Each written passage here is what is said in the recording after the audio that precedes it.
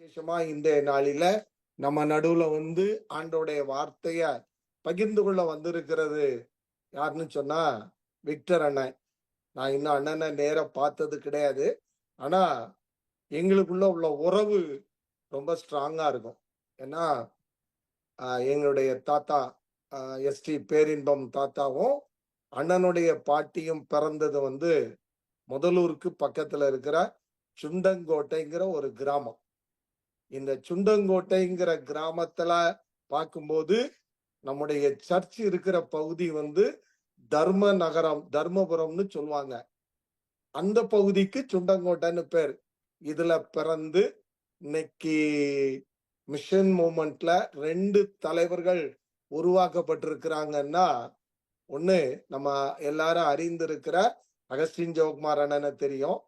Victor அண்ணன், சித்தர் அண்ணனை குறித்து சொல்லணும்னா, அண்ணன் ஒரு நல்ல பக்தி உள்ள, அதாவது எங்க பெரியப்பாவை குறித்து சொல்லணும்னு சொன்னா திருநெல்வேலி டயசிஸ்ல அந்த நாள்ல தெரியாத ஆட்கள் இருக்க மாட்டாங்க. இடையங்குடி ஸ்கூல்ல ஹெட் மாஸ்டராக, சொரண்ட ஸ்கூல்ல ஹெட் மாஸ்டராக, அதுக்கு அடுத்து கதீட்ரல் ஸ்கூல்ல ஹெட் மாஸ்டராக பணியிலிருந்து ஓய்வு பெற்ற பின்னரும் நல்ல ஒரு கரஸ்பாண்டா நின்று நல்ல சமுதாயத்தை உருவாக்குனது எங்க சித்தர் பெரியப்பா. அப்படிப்பட்ட சித்தர் பெரியப்பாவுக்கு முதல் குமாரன் அண்ணன் விக்டர் சித்தர் அண்ணன் தான். இந்த அண்ணன் அருமையான எங்க பெரியப்பா சித்தர் பெரியப்பா ஊழியத்தின் பாதையிலையும் அன்னைக்கு வேலையும் பார்த்தாங்க, ஊழியம் செய்தாங்க. கடைசியா அவங்க தாளையத்துக்கு திருச்சபைக்கு வரும்போது வீட்டுக்கு வந்துட்டு எங்க அம்மா அப்பா எல்லாம் ரொம்ப சந்தோஷமா இருப்பாங்க. சித்தரை தான் வராங்கன்னு சொல்லி சந்தோஷமா இருக்கிற நாட்கள் உண்டு. அப்படிப்பட்ட சூழ்நிலையில நான் கடைசியா சித்தர் பெரியப்பா பேசின செய்தி என்னன்னா, 30 நாட்கள்ல வந்திருந்தாங்க. 32ஆம் சங்கீதத்துல எடுத்து பேசும்போது எவனுடைய மீறுதல் மன்னிக்கப்பட்டதோ அந்த வசனத்தை எடுத்து பேசினாங்க. அவங்க சொன்ன பாயிண்ட்ல 2 பாயிண்ட் இன்னைய வரைக்கும் என் உள்ளத்துல இருக்குது. நம்முடைய பாவங்களை எல்லாம் சமுத்திரத்தின் ஆழத்துல அமுக்கி போட்டார். அதுக்கு அடுத்து நம்முடைய பாவங்களை எல்லாம் முதுகுக்கு பின்னால எரிந்து போட்டார் சொல்லி பெரியப்பா பேசின வார்த்தை இன்னைக்கு எனக்கு இருக்குது. அப்படிப்பட்ட ஒரு நல்ல ஊழியராக திகழ்ந்த சித்தர் பெரியப்பாவுடைய மூத்த மகன்தான் விக்டர் அண்ணன். ஆரம்ப நாள் அவங்க படித்துட்டு ஊழியத்துக்கு வர்றதுக்கு வாஞ்சை இல்லைன்னு அண்ணன் சொன்னதை நான் கேள்விப்பட்டிருக்கேன். அமெரிக்கன் காலேஜ் ஹையர் செகண்டரி ஸ்கூல்னு சொல்லி மதுரையில ஒரு இன்ஸ்டிடியூஷன் உண்டு. அந்த இன்ஸ்டிடியூஷன்ல பார்க்கும்போது அண்ணன் ஒரு ஆசிரியராக பணிபுரிந்தாங்க. ஊழியம் வேண்டான்னு சொல்லி நின்ன நாட்கள் உண்டுன்னு சொல்லி அண்ணன் சொன்னதை நான் கேட்டிருக்கிறேன். அப்படி அவங்க பணி புரிந்து கொண்டிருந்த நாட்கள்ல ஆண்டவர் அண்ணனை ஊழியத்துக்குன்னு அழைத்த பொழுது அழைப்பை ஏற்று முழு நேர பணிக்கு தன்னை அர்ப்பணித்து ஐஎம்ல ஜாயின் பண்ணாங்க. சித்தர் பெரியப்பாவுடைய பிள்ளைகள் எல்லாருமே இன்னைக்கும் பார்க்கும்போது 4 பேரும் ஊழியத்துலதான் இருக்கிறாங்க. அதோடு அவங்க சந்ததியும் ஊழியத்துலதான் நின்று இன்னைக்கு அநேகருக்கு இயேசு கிறிஸ்துவ காண்பித்து ஒரு நல்ல சந்ததிய உருவாக்குவதற்கு தங்களை அர்ப்பணிச்சிருக்கிறாங்க. அந்த அண்ணன் தான் இன்னைக்கு நம்ம நடுவுல இருக்கிறாங்க. ஐஎம்ல மிஷனரியா ஜாயின் பண்ணி பொதுச் செயலாளருங்கிற மேலான இடத்துக்கும் ஓய்வு பெற்ற தேவனுடைய மனிதர். ஓய்வுங்கிறது போஸ்டிங்க்கு தான். ஆனா ஜீவனுள்ள மட்டும் ஆண்டவருக்கு ஊழியம் செய்யலாம்ங்கிறதுக்கு அண்ணன் ஒரு நல்ல உதாரணம். அவங்க இந்த நாள்ல நம்ம நடுவுல இருப்பது ரொம்ப சந்தோஷம். அண்ணனை இப்பொழுதும் நம் நடுவில் இருக்கிற அண்ணன் விக்டர் சித்தர் அவங்க தேவனுடைய வார்த்தைய நம்மோடு பகிர்ந்து கொள்ள அழைக்கிறேன். அண்ணா, நீங்க பொறுப்பெடுத்துக்கோங்க. இயேசு கிறிஸ்துவனுடைய இனிய நாமத்திலே உங்கள் யாவரையும் இந்த மாலை நேரத்திலே நான் வாழ்த்துகின்றேன். தம்பி எபனேசர் செல்லத்துறை சொன்ன வார்த்தைகளுக்காக நன்றியுள்ளவனாக இருக்கின்றேன். இந்த 205வது குடும்ப தரிசன மிஷனரி கூடுகையிலே ஆண்டவருடைய வசனத்தை உங்களோடு பகிர்ந்து கொள்வதற்கும், உங்களோடு ஆண்டவரை துதிப்பதற்கும் தொழுது கொள்வதற்கும் ஆண்டவர் எனக்கு கொடுத்த கிருபைக்காக நான் ஆண்டவருக்கு நன்றி உள்ளவனாக இருக்கின்றேன். இந்த அழைப்பை கொடுத்த தம்பி எபனேசருக்கும் நான் நன்றி உள்ளவனாக இருக்கின்றேன். சகோதரி தங்கமணியினுடைய ஜெபத்திற்காகவும் நான் நன்றி உள்ளவனாக இருக்கின்றேன். கொலம்பியா தேசத்திலே ஒரு புராண கதைகள், அநேக புராண கதைகள் உண்டு, லெஜெண்ட்ஸ். அந்த புராண கதைகளிலே ஒன்று மோட்டிலோன் என்று சொல்லக்கூடிய மக்களை குறித்த ஒரு புராண கதை. ஒரு மோட்டிலோன் என்ற மனிதன் வேட்டைக்கு செல்கின்றான். வேட்டையிலிருந்து திரும்பி வருகின்றான். சோர்வுற்று களைப்புற்று ஒரு கல்லிலே அங்கே அமருகின்றான். அந்த கல்லிலே அமருகின்ற சமயத்திலே எறும்பு கூட்டங்கள் அது வாழ்வதற்கான வீடுகளை கட்டுவதை அவன் கவனிக்கின்றான். உடனே இவனுடைய மனதிலே ஒரு யோசனை தோன்றுகிறது. நான் ஏன் இந்த எறும்புகளுக்கு என்னுடைய வீடை போல ஒரு வீட்டை கட்டி கொடுக்க கூடாது என்று ஒரு எண்ணம் தோன்றுகிறது. உடனே இவன் இந்த எறும்பு கூட்டத்தின் பக்கத்திலே செல்லுகின்றான். எறும்பு கூட்டத்துல போனா இவனை பார்த்தா ராட்சச மாதிரி இருக்குது. எல்லா எறும்புகளும் பயந்து ஓட ஆரம்பிச்சிருச்சு. ஒவ்வொரு திசையை நோக்கி ஓடி எல்லாம் மறைஞ்சு போச்சு. உடனே இவன் யோசிக்கிறான், என்ன செய்யறது அப்படின்னு. அற்புதமாக அந்த வேட்டைக்காரன், மோட்டிலோன் மக்கள் கூட்டத்தை சேர்ந்த அந்த வேட்டைக்காரன் ஒரு எறும்பாக மாறிவிடுகின்றான். எறும்பை போல பேசுகின்றான், எறும்பை போல சாப்பிடுகின்றான், எறும்பை போல வேலை செய்கின்றான். இப்பொழுது அந்த எறும்பு கூட்டத்திற்கு அவன் செல்லுகின்றான். அந்த எறும்பு கூட்டத்துக்கு சென்ற உடனே அந்த எறும்புகள் எல்லாம் அவனை ஏற்றுக்கொள்ளுகிறது. அவர்களோடு சேர்ந்து அந்த வீடு கட்டுவதற்கு உதவி செய்ய ஆரம்பிக்கின்றான். சில நாட்கள் ஆன உடனே அவன் அந்த எறும்பு கூட்டத்தில் உள்ள எறும்புகளுக்கு சொல்லுகிறான், ஒரு நாள் உங்களுக்கு முன்னால வந்து நின்னேன்ல, அது நான் தான். அவங்களுக்கு ஆச்சரியமா இருக்குது. உடனே அங்க ஆச்சரியப்படுற நேரத்துல இவன் பழையபடியும் ஒரு மோட்டிலோன் மனிதனாக மாறிவிடுகிறான். இப்பொழுது அந்த எறும்புகளுக்கு எந்த விதமான பயமுமே இல்லை. அந்த வீடுகளை கட்டுவதற்கு உதவி செய்வதற்கு அந்த மோட்டிலோன் மனிதனை அவர்கள் அனுமதித்தார்களாம். இது ஒரு புராண கதை, a legend. ஆண்டவராகிய இயேசு கிறிஸ்து உங்களையும் என்னையும் சந்திப்பதற்காக அவர் மனிதனாக பிறக்க வேண்டும். அவர் மனிதனாக பிறக்க வேண்டும். ஆதியாகமம் 3வது அதிகாரம் 15வது வசனத்திலே நாம் இவ்விதமாக வாசிக்கின்றோம்.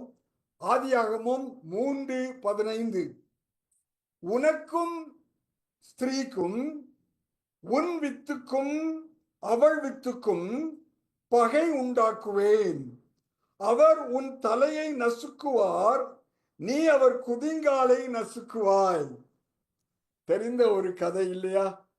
ஆதாமை ஆண்டவர் சிருஷ்டித்தார். அவனுடைய எலும்பிலிருந்து ஏவாளை சிருஷ்டித்தார். 2 பேருக்கும் கட்டளைகளை கொடுத்தார். அவர்கள் கீழ்ப்படியவில்லை. புசிக்க கூடாது என்று சொன்ன கனியை புசித்ததினாலே அவர்கள் கீழ்ப்படியாமல் போய்விட்டார்கள். அந்த கீழ்ப்படியாமையினாலே உலகத்திலே பாவம் வந்தது. இந்த பாவத்திலிருந்து விடுதலை ஏற்பட வேண்டுமே என்றால் தேவன் தன்னுடைய குமாரனை பூமிக்கு மனிதனாக அனுப்ப வேண்டும். அவள் வித்து என்று குறிக்கப்படுவது இயேசு கிறிஸ்துவை குறிக்கின்றது. இயேசு கிறிஸ்துவை குறிக்கின்றது. அவர் மூலமாக உலகத்திலே ரட்சிப்பு உண்டு என்பது ஆதியாகமத்திலேயே நமக்கு கொடுக்கப்படுகிறது. ஒவ்வொரு வியாழக்கிழமையும் நாங்க சில ஊழியக்காரங்க காலையிலே 6 மணியிலிருந்து 7:30 மணி வரைக்கும் ஜெபத்திற்காக கூடுவோம். இந்த நாளின் காலையிலும் அந்த ஜெபத்திற்காக கூடியிருந்தோம். அப்பொழுது என்னோடு உள்ள ஜெப பங்காளர்களிலே ஒருவர் ஒரு காரியத்தை சொன்னார்.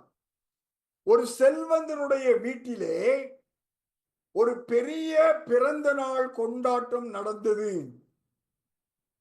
அந்த செல்வந்தருடைய மகன் 1 வயது முடிக்கின்றான். அவனுக்காக பிறந்த நாள் கொண்டாட்டம். ஊரிலே உள்ள மக்கள், பக்கத்திலே உள்ள மக்கள் எல்லாவரையும் அவர் அழைத்திருக்கின்றார். அந்த பிறந்த நாள் கூட்டத்திற்காக யாவரும் வருகின்றார்கள். யாவரும் வந்து அவருக்குரிய பரிசுகளை எல்லாம் அந்த பிள்ளைக்கு கொடுக்கின்றார்கள். நல்ல சாப்பாடு முடித்த பின்பு பிள்ளையே எங்கே என்று தேடுகிறார்கள். பிள்ளை அளவும் இல்லை, பிள்ளையை காணவும் இல்லை. எல்லாரும் எங்கே எல்லாமோ தேடி பார்க்கிறாங்க. கடைசியில் அந்த பிள்ளை எங்க இருக்கு தெரியுமா? அந்த பரிசுகள் எல்லாம் கொண்டு போனாங்கல்ல, அந்த பரிசுகள் எல்லாம் அந்த சிறு பிள்ளைய ஃபுல்லா மூடிச்சு. அந்த பரிசுகள் எல்லாம் அந்த சிறு பிள்ளைய மூடினதுனால மயங்கி போய் அந்த சின்ன பிள்ளை அளவும் இல்லை, அங்க படுத்து கிடக்குது. இந்த பரிசுகள் எல்லாம் எடுக்கிற சமயத்துல அந்த குழந்தைய பார்க்கிறாங்க. கிறிஸ்துவுக்குள் அருமையான சகோதர சகோதரிகளே, நாம் அட்வென்ட் நாட்களிலே இருக்கின்றோம். இன்னும் 20 நாட்களிலே இயேசு பிறந்த பண்டிகையை நான் கொண்டாட இருக்கின்றோம். ஆனால் அநேக கொண்டாட்டங்களிலே எப்படியாக இந்த பிள்ளை மறைந்து போயிருந்ததோ அதுபோல இயேசுவை மறைத்து விடுகின்றார்கள். இயேசு இல்லாத கிறிஸ்துமஸ் பண்டிகை கொண்டாட்டமாக நடைபெறுகிறது இந்த நாட்களிலே. வேதாகமத்தை நான் படிக்கின்ற சமயத்திலே ஆண்டவராகிய இயேசு கிறிஸ்துவை பிதா ஏன் அனுப்பினார் என்று அநேக காரணங்கள் வேதாகமத்திலே கொடுக்கப்பட்டிருக்கின்றது. எதற்காக பிதா தன்னுடைய ஒரே குமாரனை அனுப்பினார்?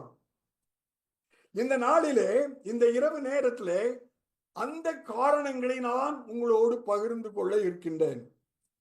இயேசு மனிதனாக வந்தார், உண்மை. நாம் அதை நம்புகின்றோம், நாம் அதை விசுவாசிக்கின்றோம். அவருடைய பிள்ளைகளாக நாம் இருக்கின்றோம், நன்றி உள்ளவனாக இருக்கின்றோம். ஆனால் அநேகருக்கு இயேசு இந்த உலகத்திற்கு எதற்காக வந்தார் என்பது தெரியாமல் இருக்கின்றது. அவர்களுக்கு தெரியப்படுத்துவது நம்மேல் விழுந்த கடமை. ஆகவே உங்களையும் என்னையும் ஞாபகப்படுத்துவதற்காக இந்த காரியங்களை உங்களோடு இந்த இரவு நேரத்திலே நான் பகிர்ந்து கொள்ள போகின்றேன். முதலாவதாக மத்தேயு எழுதின சுவிசேஷம்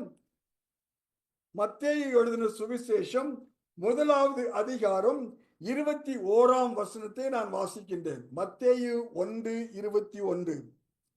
யோசேப்போடு தேவதூதன் பேசிய காரியம். அவள் ஒரு குமாரனை பெறுவாள், அவருக்கு இயேசு என்று பெயரிடுவாயாக, ஏனெனில் அவர் தமது ஜனங்களின் பாவங்களை நீக்கி அவர்களை ரட்சிப்பார்.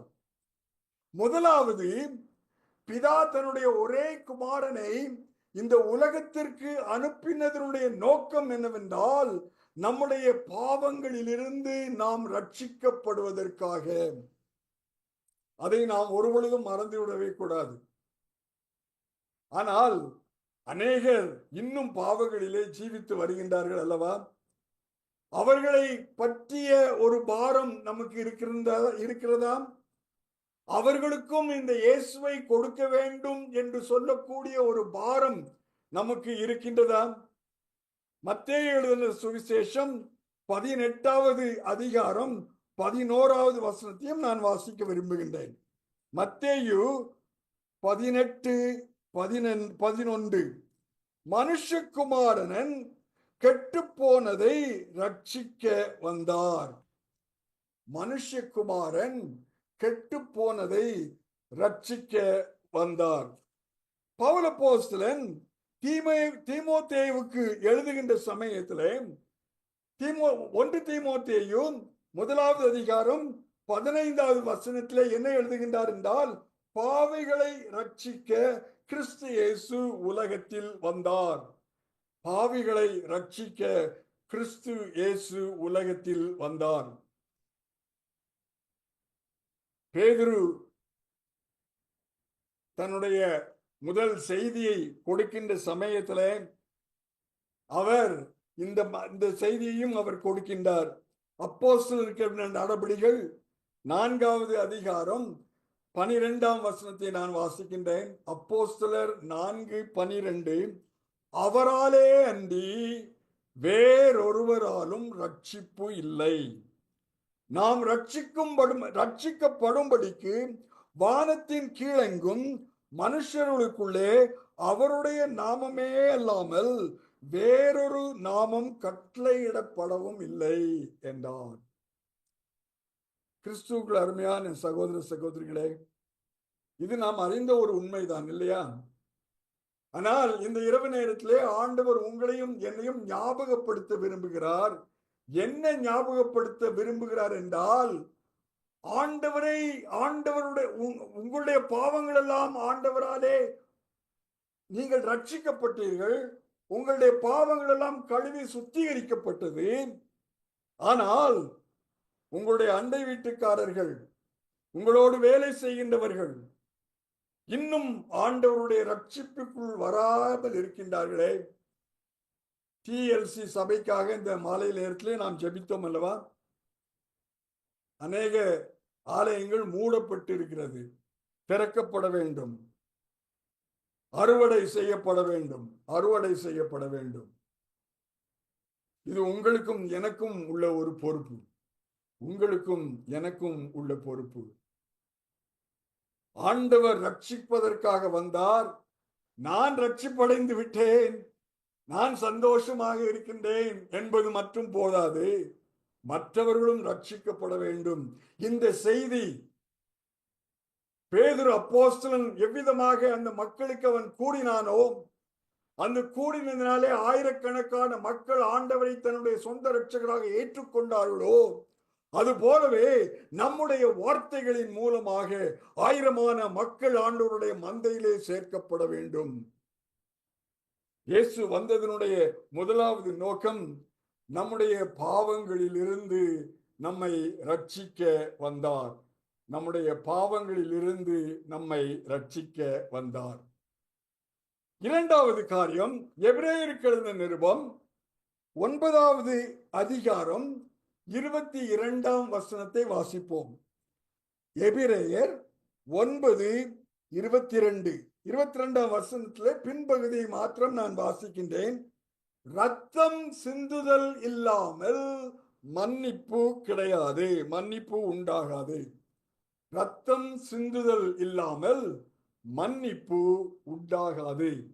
மார்க் எழுதின சுவிசேஷம் 10வது அதிகாரம் 45வது வசனத்தையும் நான் வாசிக்க விரும்புகின்றேன். மார்க் 10:45. 45ஆம் வசனத்தினுடைய பின்பகுதியை நான் வாசிக்கின்றேன். அநேகரை மீட்கும் பொருளாக தம்முடைய ஜீவனை கொடுக்கவும் வந்தார். அநேகரை மீட்கும் பொருளாக தம்முடைய ஜீவனை கொடுக்கவும் வந்தார். மீண்டுமாக எபிரேயர் நிருபத்திற்கு செல்வோம். எபிரேயர்கள் நிருபம் 2வது அதிகாரம் 14ஆம் வசனத்தை நான் வாசிக்கின்றேன். எபிரேயர் 2:14, 14-15 நான் சேர்த்து வாசிக்கின்றேன். ஆதலால் பிள்ளைகள் மாம்சத்தையும் இரத்தத்தையும் உடையவர்களாயிருக்க அவரும் அவர்களைப் போல் மாம்சத்தையும் இரத்தத்தையும் உடையவரானார்.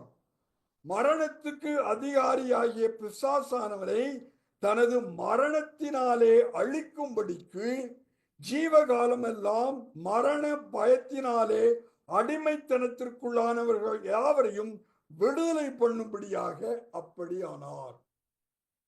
என்ன சொல்கின்றது இந்த வார்த்தைகள்? ஆண்டவர் உங்களையும் என்னையும் ரட்சிக்க வேண்டுமே என்றால் அவர் மரிக்க வேண்டும். அவர் மரிக்க வேண்டும். அவர் மரிக்கவில்லை என்றால் நமக்கு ரட்சிப்பு இல்லை. அவர் மரிக்கவில்லை என்றால் நமக்கு ரட்சிப்பு இல்லை. ரோமருக்கு எழுதின நிருபம் 8வது அதிகாரம் 33ஆம் வசனத்தை நான் வாசிக்கின்றேன். ரோமர் 8:33.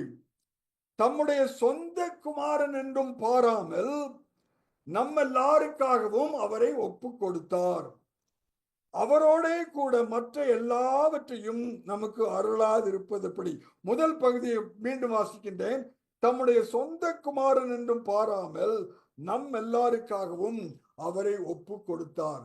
பிதாவாகிய தேவன் தன்னுடைய ஒரே பேரான குமாரனை உங்களையும் என்னையும் ரட்சிப்பதற்காக ஒப்பு கொடுத்தார்.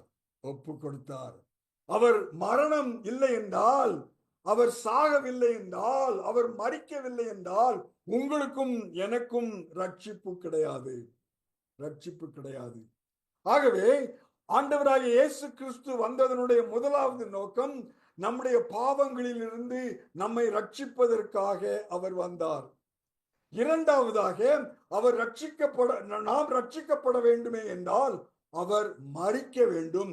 மரிப்பதற்காக வந்தார். மரிப்பதற்காக வந்தார். இந்த மாலை நேரத்திலே என்னுடைய டிவோஷன் சமயத்திலே ஆண்டவருடைய பாதத்திலே காத்திருந்து வாசிக்கின்ற பகுதிகளை வாசிக்கின்ற சமயத்திலே ஒரு வாசகத்தை நான் வாசித்தேன். அந்த வாசகம் என்ன சொல்கிறது என்றால், if there is no cross, there is no Christmas. சிலுவை இல்லை என்றால் ஆண்டவர் பிறப்பின் பண்டிகையும் இல்லை. ஆண்டவராகிய இயேசு கிறிஸ்து மனிதனாக பிறந்ததனுடைய நோக்கம் என்னவென்றால், அவர் பெரிய வெள்ளிக்கிழமை அன்று சிலுவையிலே மரிக்க வேண்டும். சிலுவையிலே மரிக்க வேண்டும். உங்களுக்காக, எனக்காக, நம் மீது உள்ள அன்பின் மிகுதியினாலே தன்னுடைய ஜீவனை உங்களுக்காகவும் எனக்காகவும் அவர் கொடுப்பதற்கு ஆயத்தமுள்ளவராக இருந்தார். ஆண்டவருக்காக நம்முடைய ஜீவனை கூட கொடுப்பதற்கு ஆயத்தமுள்ளவர்களாக இருக்கின்றோமா? நம்முடைய ஜீவனை கொடுப்பதற்கு ஆயத்தமுள்ளவர்களாக இருக்கின்றோமா? மூன்றாவது காரணம் 1 யோவான் 3வது அதிகாரம் 1ஆம் வசனத்தை வாசிப்போம்.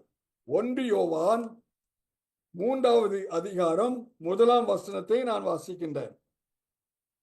நாம் தேவனுடைய பிள்ளைகள் என்று அழைக்கப்படுவதனாலே பிதாவானவர் நமக்கு பாராட்டின அன்பு எவ்வளவு பெரிதென்று பாருங்கள். உலகம் அவரை அறியாதபடியினாலே நம்மையும் அறியவில்லை. அவர் பாராட்டின அன்பு ஒரு பெரிய அன்பு, ஒரு பெரிய அன்பு.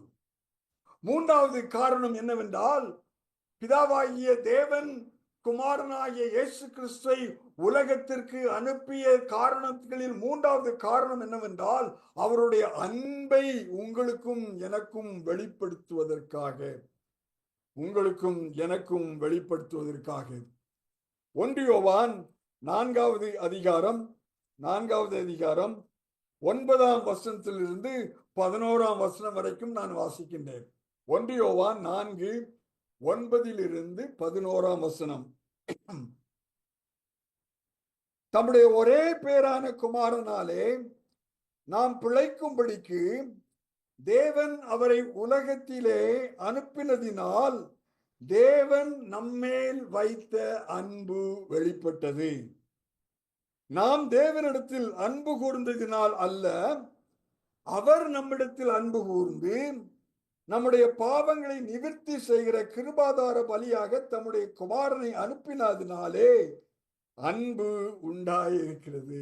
எவ்வளவு அழகாக யோவான் அப்போஸ்தலன் எழுதுகிறார் இல்லையா? அவருடைய அன்பை, பிதாவினுடைய அன்பு குமாரனுடைய அன்பை வெளிப்படுத்துவதற்காக பிதாவாகிய தேவன் தன்னுடைய ஒரே குமாரனாகிய இயேசு கிறிஸ்துவை இந்த உலகத்திற்கு அனுப்பினார். இந்த உலகத்திற்கு அனுப்பினார். இயேசு கிறிஸ்து என்ன சொன்னாரு? நான் உங்களில் அன்பாயிருக்கிறது போல நீங்களும் ஒருவரில் ஒருவர் அன்பாய் இருங்கள். என்னுடைய அன்பு, மற்றவர்கள் மேலுள்ள அன்பு, இயேசு கிறிஸ்து என் மேல் வைத்திருக்கின்ற அன்புக்கு சமமானதாக இருக்கின்றதா? நீங்களும் நானும் சோதித்து பார்க்க வேண்டிய ஒரு மிக முக்கியமான காரியம். ஆண்டவருடைய அன்பை நாம் அனுபவிக்கின்றோம் நம்முடைய வாழ்க்கையில. அவர் நம்மேல் அன்பு வைத்ததினாலே அநேக ஆசீர்வாதங்களை நாம் பெற்றுக் கொள்ளுகின்றோம். அவருடைய அன்பின் காரணமாக, அவருடைய அன்பின் காரணமாக. ஆனால் அதே ஆண்டவராய் இயேசு கிறிஸ்து உங்களுக்கும் எனக்கும் கொடுக்கிற கட்டளை என்னவென்றால், நான் உங்களிலே அன்பாயிருந்தது போல நீங்களும் ஒருவரில் ஒருவர் அன்பாயிருங்கள். சபைகளிலே ஏன் பிரிவினைகள் ஏற்படுகிறது? கிறிஸ்தவ குடும்பங்களிலே ஏன் பிரிவினை ஏற்படுகிறது? அருட்பணியாளருடைய குடும்பங்களிலும் கூட பிரிவினைகள் ஏற்படுகிறது. காரணம் என்ன? Something is missing. ஏதோ ஒரு காரணம் அங்கே இல்லை. அது என்ன என்றால் அன்பு. மற்றவர்களோட ஒப்பிட்டு பார்க்க வேண்டாம். அவன் எப்படி நேசிக்கிறானோ, அவள் எப்படி நேசிக்கிறாளோ, அதை விட நான் அதிகமாக நேசிக்கிறேன். இல்ல இல்ல இல்ல, ஆண்டவராய் இயேசு கிறிஸ்து அப்படி சொல்லல. ஆண்டவராய் இயேசு கிறிஸ்து என்ன சொல்கிறார் என்றால், நான் உங்களை நேசித்தது போல, நான் உங்களில் அன்பாயிருந்தது போல நீங்களும் ஒருவரில் ஒருவர் அன்பாயிருங்கள். ஒருவரில் ஒருவர் அன்பாயிருங்கள். கிறிஸ்துவுக்குள் அருமையான என் சகோதர சகோதரிகளே, ஆண்டவர் நம்மேல் அன்பாயிருந்தது போல நாம் மற்றவர்களை நேசிப்போமா? நம்முடைய எதிரிகளை கூட நேசிப்போமா? ஆண்டவர் அதைத்தானே செய்தார். எதிரிகளையும் நேசித்தார் அல்லவா?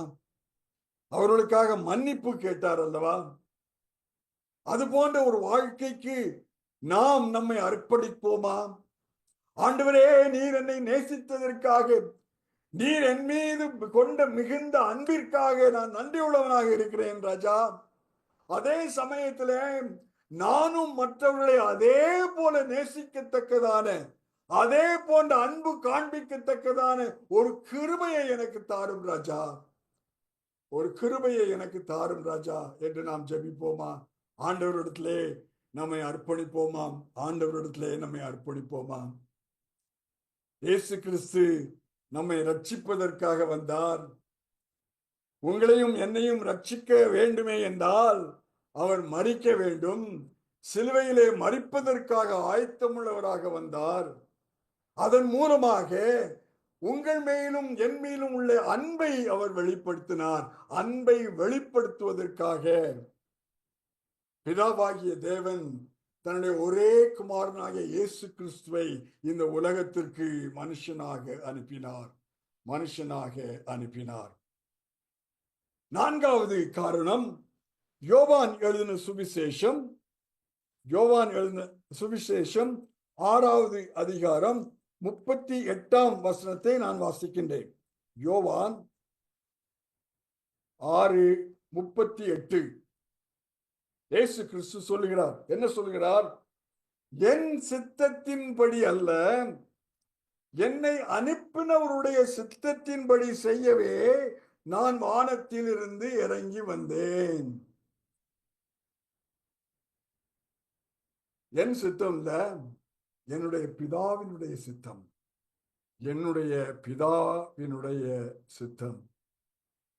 யோவான் 12:27 வாசிப்போம். யோவான் எழுதின சுவிசேஷம் 12ஆம் அதிகாரம்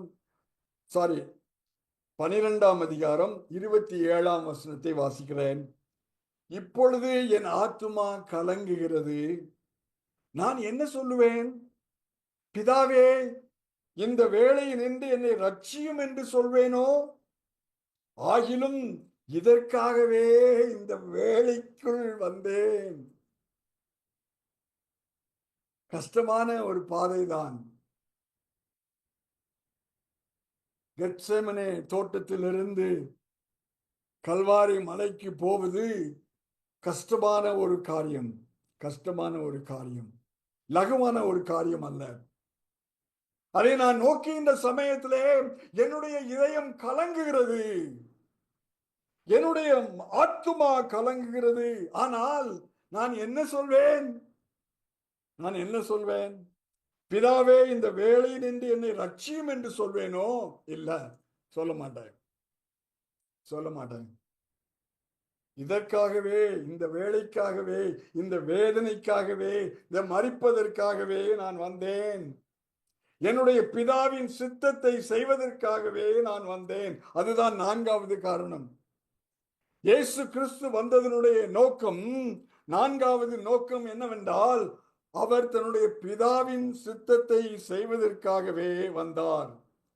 நமக்கு மிகவும் தெரிந்த ஒரு வசனம், மத்தேயு எழுதின சுவிசேஷம் 26வது அதிகாரம் 39வது வசனம். மத்தேயு எழுதின சுவிசேஷம் 26ஆம் அதிகாரம் 39ஆம் வசனம். சற்று அப்புறம் போய் முகங்குப்புற விழுந்து, பிதாவே, இந்த பாத்திரம் என்னை விட்டு நீங்க கூடுமானால் நீங்கும்படி செய்யும். ஆகிலும் என் சித்தத்தின்படி அல்ல, உம்முடைய சித்தத்தின்படியே ஆகக் கடவது என்று ஜெபம் பண்ணினார். என் சித்தம் அல்ல, என் பிதாவே, இந்த பாத்திரத்தை எடுத்துட்டு போயிட்டீங்கன்னா எனக்கு நல்லதுதான். ஆனா என்னுடைய சித்தம் அல்ல ராஜா, உம்முடைய சித்தம், உம்முடைய சித்தம். திரும்பவும் திரும்பவுமாக தன்னுடைய பிதாவிடத்திலே அவர் கதறுகின்றார். கெத்செமனே தோட்டத்திலே அவருடைய வேர்வையானது இரத்தமாக வருகிறது என்று நாம் வாசிக்கின்றோம் அல்லவா? வேர்வையானது இரத்தமாக வருகிறது என்று வாசிக்கின்றோம் அல்லவா? 53ஆம் 54ஆம் வசனத்தை கூட நான் வாசிக்க விரும்புகின்றேன். மத்தேயு 26, 53, 54. நான் இப்பொழுது என் பிதாவை வேண்டிக் கொண்டால் அவர் 12 லேகியோனுக்கு அதிகமான தூதரை என்னிடத்தில் அனுப்ப மாட்டார் என்று நினைக்கிறாயா? அப்படி செய்வேனானால் இவ்விதமாய் சம்பவிக்க வேண்டும் என்கிற வேத வாக்கியங்கள் எப்படி நிறைவேறும்? பேதுருக்கு கோபம் வந்துருது.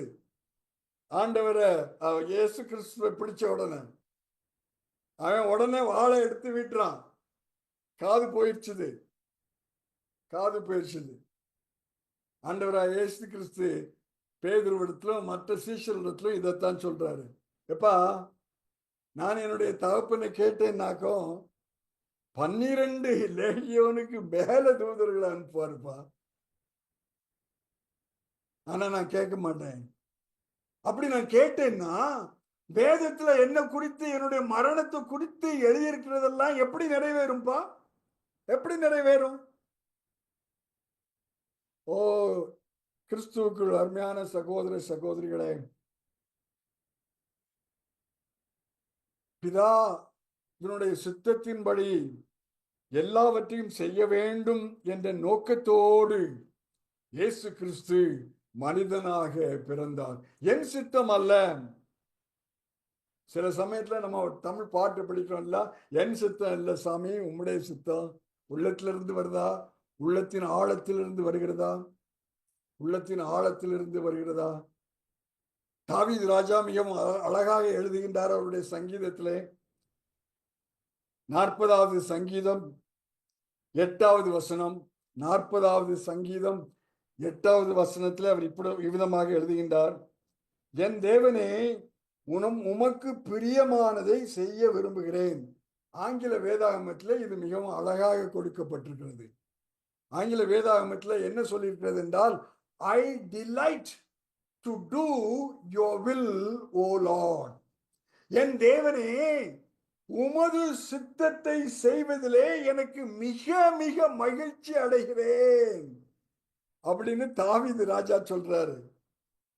கிறிஸ்துவுக்குள் அருமையான சகோதர சகோதரிகளே, நீங்களும் நானும் இந்த இரவு நேரத்துல சொல்ல முடியுமா? சொல்ல முடியுமா? ஆண்டவரே, உம்முடைய சித்தம் எதுவாக இருந்தாலும் சரி, கல்வாரி பாதையிலே செல்லக்கூடிய ஒரு சூழ்நிலையாக இருந்தாலும் சரி, கத்செமனே தோட்டத்தினுடைய ஒரு சூழ்நிலையாக இருந்தாலும் சரி, ஆண்டவரே, என்னுடைய சித்தம் அல்லப்பா, உம்முடைய சித்தத்தை மாத்திரமே நான் செய்வேன். 1975 ஆண்டு ஜனவரி மாதத்திலே அதைத்தான் நான் ஆண்டவரிடத்திலே சொன்னேன். சகோதரன் எபனேஸ்வர் அது குறித்து பேசினார்கள். இந்திய அருட்பணி இயக்கத்தினுடைய ஒரு கன்வென்ஷன் அட்டன் பண்ணுகிற சமயத்திலே ஆண்டவர் என்னோடு பேசின காரியம் அதுதான். என்னுடைய சித்தத்திற்கு நீ உன்னை ஒப்பு கொடுக்கிறாயா? ஒப்பு கொடுக்கிறாயா? அதற்கு முன்பாக ஊழியத்தில் ஈடுபாடு உண்டு. ஆனால் ஆண்டவர் திட்டவட்டமாக கேட்கிற கேள்வி, விக்டர், என்னுடைய சித்தத்தை செய்யறதுக்கு நீ உன்னைய ஒப்பு கொடுக்கலையாப்பா? ஒப்பு கொடுக்கிறேன்னு சொன்ன உடனே ஆண்டவர் ஒரு குண்டு போட்டாரு. என்ன குண்டு போட்டார் தெரியுமா? விக்டர், நீ உன்னுடைய ஆசிரியர் வேலையை ராஜினாமா செய்துட்டு இந்திய அர்ப்பணி இயக்கத்துல சேர்ந்து பாப்புவா நியூகினி தீவுல போய் ஊழியம் செய்யணும் அப்படின்னு சொன்னாரு.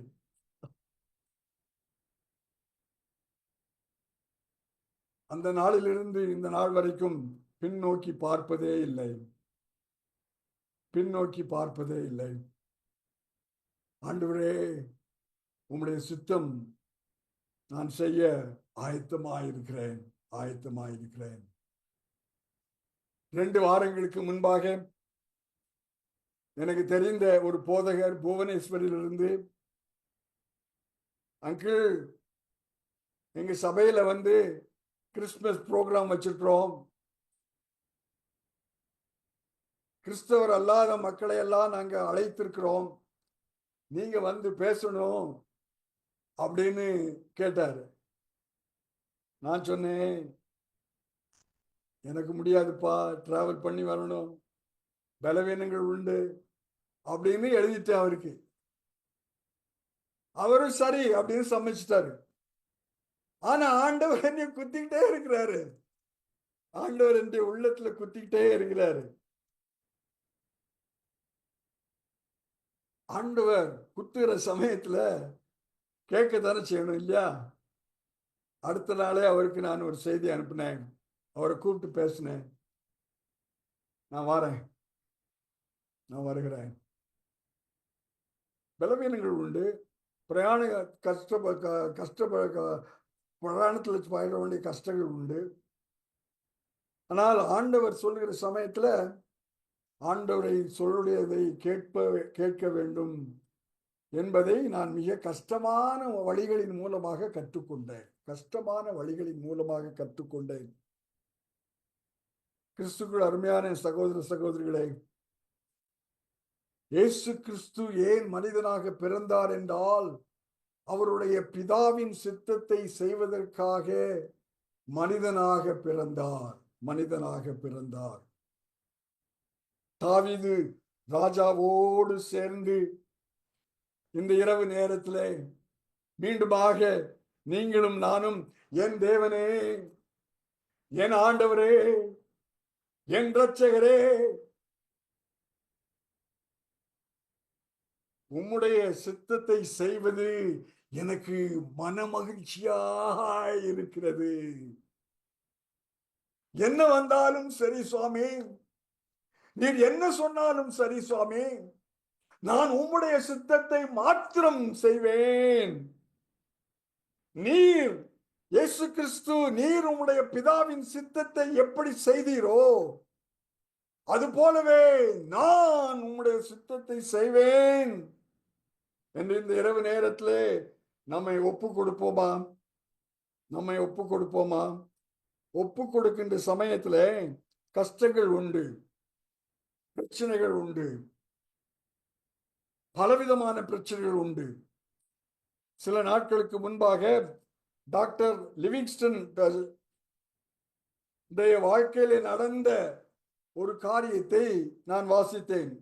நம்ம யாவருக்கும் தெரிந்ததுதான். அவரு ஆப்பிரிக்கா கண்டத்திலே போய் அவர் மிஷனரியாக, அர்ப்பணியாளராக வேலை செய்தார்.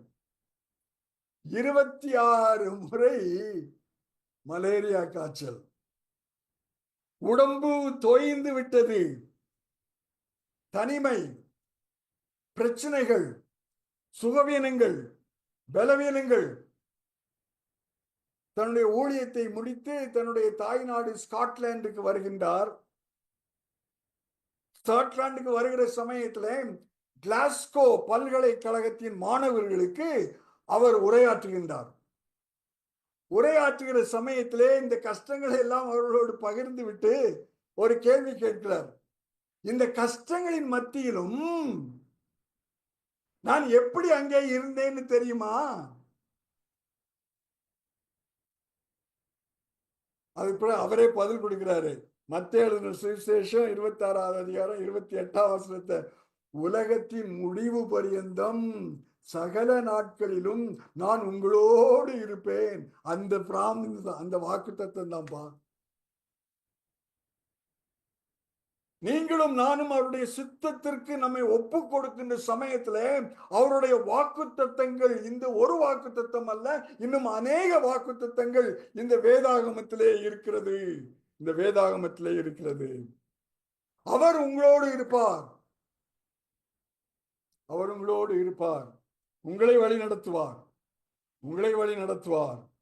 உங்களுடைய சுகவீனங்களின் மத்தியிலே, பலவீனங்களின் மத்தியிலே, பிரச்சனைகளின் மத்தியிலே, கஷ்டங்களின் மத்தியிலே அவர் உங்களோடு இருப்பார். உங்களை வழி நடத்துவார். அவருடைய சித்தத்திற்கு இந்த இரவு நேரத்திலே நம்மை நாம் ஒப்படைப்போமா? நம்மை நாம் ஒப்படைப்போமா? மத்தேயு எழுதின சுவிசேஷம் 20வது அதிகாரம், மத்தேயு 20:28ஆம் வசனத்தை நான் வாசிக்கின்றேன். மத்தேயு 20:28, 26லிருந்து நான் வாசிக்கின்றேன். மத்தேயு எழுதின சுவிசேஷம் 20ஆம் அதிகாரம் 26ஆம் வசனத்திலிருந்து 28ஆம் வசனம் வரைக்கும். உங்களுக்குள்ளே அப்படி இருக்கலாகாது. சீஷர்கள் எல்லாம் சண்டை போடுறாங்க. ஆண்டவர் சாக போறேன்னு சொல்றாரு. ஆண்டவர் போயிட்டா அதுக்கு பிறகு யாருப்பா ஜெனரல் செக்ரட்டரி ஆகிறது? யாரு நெக்ஸ்ட் டைரக்டர்? சண்டை போடுறாங்க அவங்களுக்குள்ள. அதற்கு அவங்களெல்லாம் கூப்பிட்டு ஆண்டவராய் இயேசு கிறிஸ்து சொல்றாரு, உங்களுக்குள்ளே அப்படி இருக்கலாகாது. உங்களில் எவனாகிலும் பெரியவனாய் இருக்க விரும்பினால் அவன் உங்களுக்கு பணிவிடைக்காரனாய் இருக்க கடவன். உங்களில் எவனாகிலும் முதன்மையானவனாய் இருக்க விரும்பினால் அவன் உங்களுக்கு ஊழியக்காரனாய் இருக்க கடவன். அப்படியே மனுஷகுமாரனும் ஊழியம் கொள்ளும்படி வராமல் ஊழியம் செய்யவும் அநேகரை மீட்கும் பொருளாக தம்முடைய ஜீவனை கொடுக்கவும் வந்தார். 5வது காரணம், அவர் வந்ததனுடைய நோக்கம் என்னவென்றால், எப்படி ஒரு பணிவிடைக்காரனாக, ஊழியக்காரனாக இருப்பது என்பதை காண்பிப்பதற்காக. யோவான் எழுதின சுவிசேஷம் 13ஆம் அதிகாரத்தை நாம் திருப்பிக் கொள்வோம். யோவான் எழுதின சுவிசேஷம் 13வது அதிகாரம். நமக்கு தெரிந்த ஒரு சம்பவம். பஸ்கா பண்டிகைக்காக இயேசு கிறிஸ்துவும் அவருடைய சீஷர்களும் மேலறையிலே வந்திருக்கின்றார்கள். அந்த காலத்தினுடைய பழக்க வழக்கங்களின்படி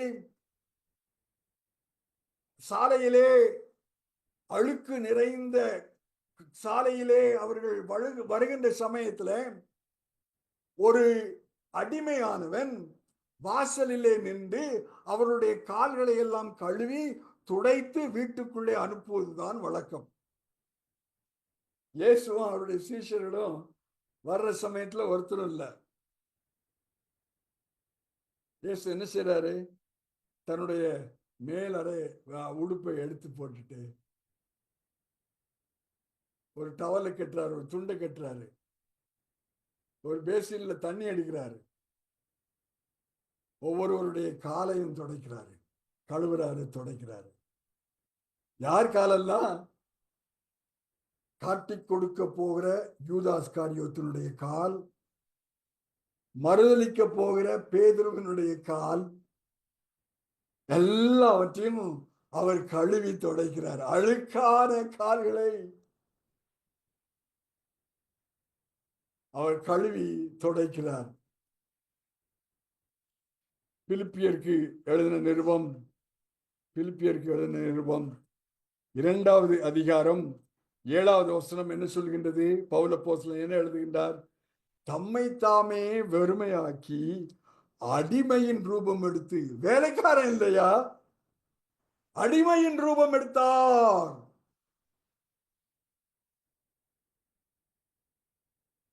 இயேசு ஏன் மனிதனாக இந்த உலகத்திற்கு வந்தார்?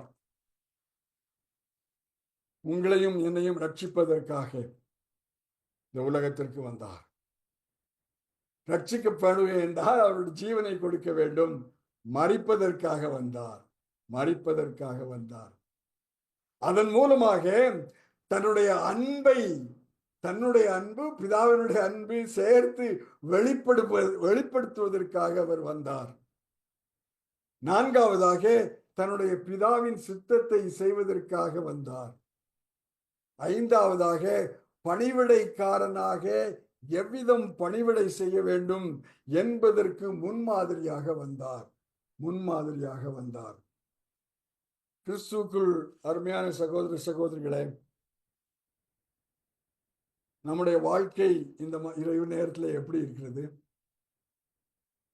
பணிவிடைக்காரர்களாக இருப்பதற்கு ஆயத்தமா? அவருடைய சித்தத்தை செய்வதற்கு ஆயத்தமா? அவர் நம்மிலே அன்பு கூர்ந்தது போல அன்பு கூறுவதற்கு ஆயத்தமா? அவர் மரித்த செய்தி, அவர் மூலமாக ரட்சிப்பு உண்டு என்கிற செய்தியை மற்றவர்களுக்கு பறைசாற்றுகிற மக்களாக நாம் இருப்போமா? நம்முடைய கண்களை நாம் மூடுவோம். ஒரு சில வினாடிகள் அமைதியாக இருப்போம். ஆண்டவர் இந்த மாலை நேரத்திலே நம் யாவரையும் கூட்டி சேர்த்திருக்கின்றார். வெவ்வேறு இடங்களிலே, வெவ்வேறு வீடுகளிலே இருந்தாலும் ஆண்டவருடைய பிரசன்னம் நம்முடைய மத்தியிலே இருந்தது. ஆண்டவர் நம்மோடு இடைப்பட்டார் என்று நான் நம்புகின்றேன். கிறிஸ்துவுக்குள் அருமையான சகோதர சகோதரிகளே, இயேசு இந்த உலகத்திற்கு வந்ததின் நோக்கத்தை போல உங்களுக்கும் எனக்கும் கூட நோக்கம் இருக்கின்றது. ஆண்டவருடைய நோக்கம், நம்முடைய நோக்கம் அல்ல, ஆண்டவருடைய நோக்கம். அவருடைய நோக்கத்தை நிறைவேற்றுவதற்கு நம்மை ஒப்புக் கொடுப்போமா?